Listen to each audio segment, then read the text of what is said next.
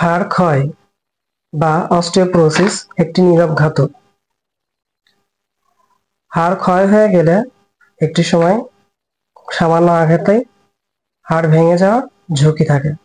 আসসালামু আলাইকুম, আমি ডাক্তার ইসলাম নাহিদ হাসান। আশা করি সবাই ভালো আছেন, সুস্থ আছেন। হাড় ক্ষয় কি?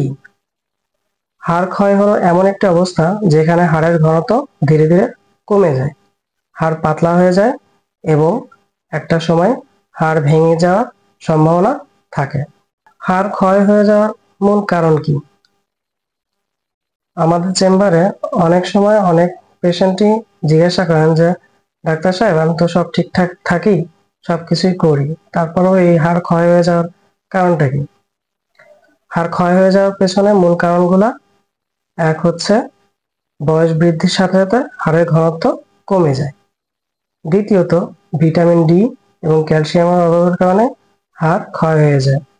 তৃতীয়ত স্টেরয়েড জাতীয় ওষুধ সেবনের ফলে হাড় ধীরে ধীরে ক্ষয় হতে থাকে। চতুর্থত অ্যালকোহল বা ধূমপান যারা করেন তাদের ক্ষেত্রেও হাড় ক্ষয় হয়ে যায়।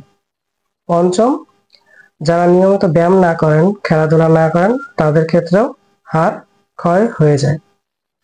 সর্বশেষ, হরমোনের পরিবর্তন, বিশেষ করে মহিলাদের মেনোপজের পর হাড় ক্ষয় দেখা দেয়। এখন হাড় ক্ষয় প্রতিকার আমরা কিভাবে করব? প্রতিকার করার ক্ষেত্রে হাড় ক্ষয় রোধে শুরুতেই আমাদের ভিটামিন ডি এবং ক্যালসিয়াম জাতীয় সমৃদ্ধ খাবার খাওয়া খুবই জরুরি।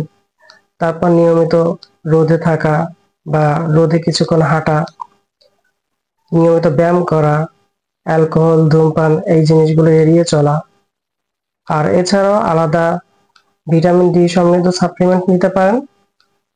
নিয়মিত ব্যায়াম করতে হবে এবং প্রয়োজনে বিশেষজ্ঞ ডাক্তারের নিকট হতে চিকিৎসা সেবা এবং ওষুধ সেবন করতে পারেন।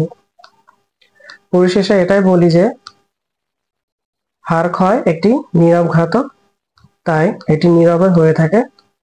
আর যখনই আপনারা এটা বুঝতে পারবেন যে আপনার হাড় ক্ষয় হয়ে যাচ্ছে বা হাড় ক্ষয়ের লক্ষণ দেখা দিয়েছে, তখন থেকে প্রতিকার এবং চিকিৎসা সেবাটা নেওয়ার চেষ্টা করবেন। তাহলে বড় কোনো সমস্যা থেকে আগে থেকেই সাবধানতা অবলম্বন করতে পারবেন। সবাই ভালো থাকবেন, সুস্থ থাকবেন।